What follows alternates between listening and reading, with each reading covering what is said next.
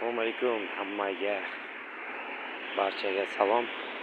Men bugungi kontentim o'zbek tilida bo'ladi, qoraqalpoq tilida aralash bo'ladi. Shu ikki tilda bo'ladi. Men o'zim Qoraqalpog'istonda tug'ilganman. Qoraqalpog'iston Respublikasining Nukus shahrida Qoraqalpoq oilasida katta bo'lganman. Endi o'zim oila nimasida o'sib nima katta bo'lganmiz. Endi ko'pincha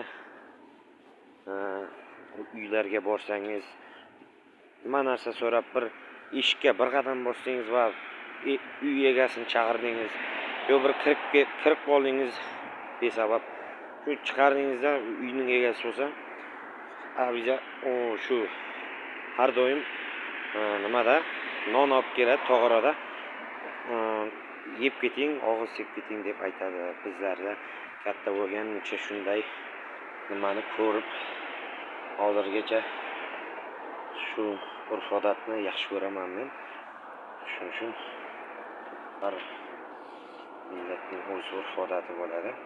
Shundan keyin o'z urf-odat bilan Qoraqalpoq urf-odatini quvonaman va faxrlanaman.